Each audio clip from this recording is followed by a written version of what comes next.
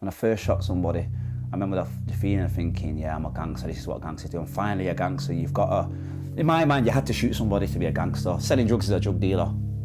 Carrying a gun means you're a gun carrier, but firing a gun, anyone can shoot a gun, but to hit somebody and do it purposely and get up close, that was, so in my mind, I was a gangster then.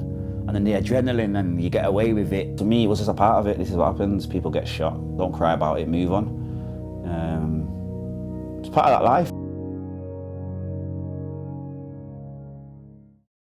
When I first became involved in the gangs, I was age 13. I started selling drugs and holding guns.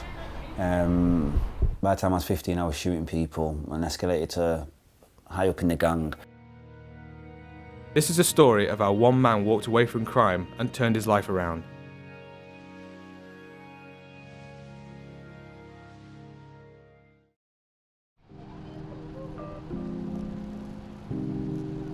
Growing up in Russia in the 90s, it was deprived. You had bin bags in the alleyway, you seen rats running through, you had dirty curtains in people's windows, gardens wouldn't kept clean, you had like cars with broken windows and not been moved for months, you had graffiti on walls.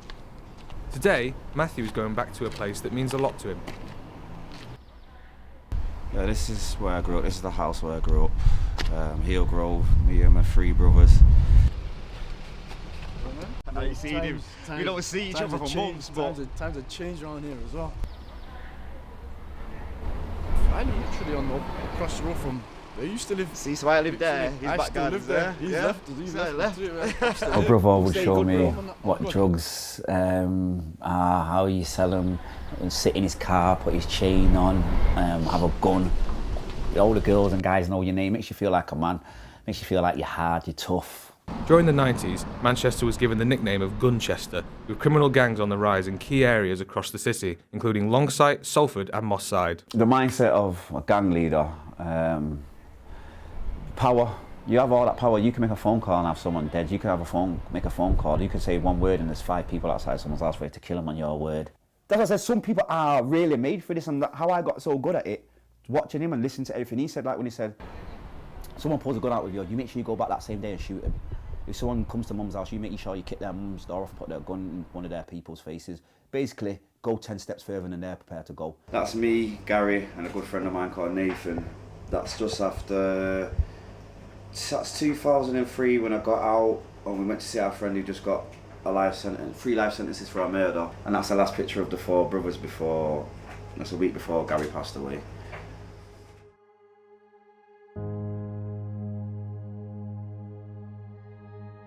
In 2012, Matthew's life would be changed so drastically that nothing would be the same again. When I first heard, I was outside of the unit in Hatfield prison, and another inmate who I knew come up to me and told me that 2 of our brothers have been stabbed and that one's dead. It destroyed me.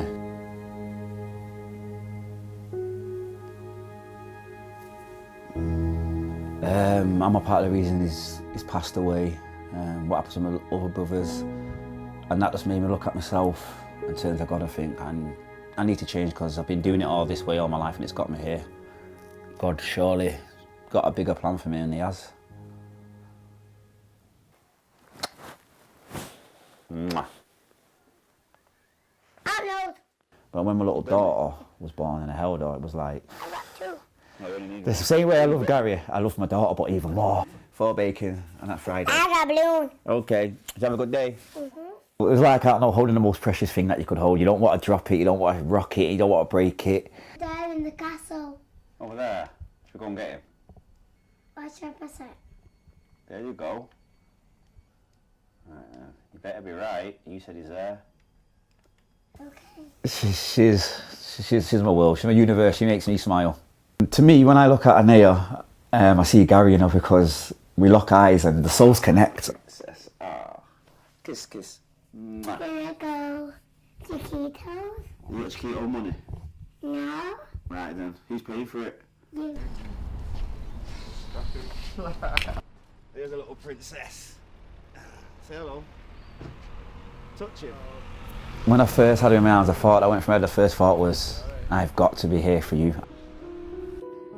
Watch the wheel. Fast, put your foot down. I've got to be here for you. So if I send myself to jail and then something happens to you, I'm going to blame myself and I can't live with that. So I've got to be here for you.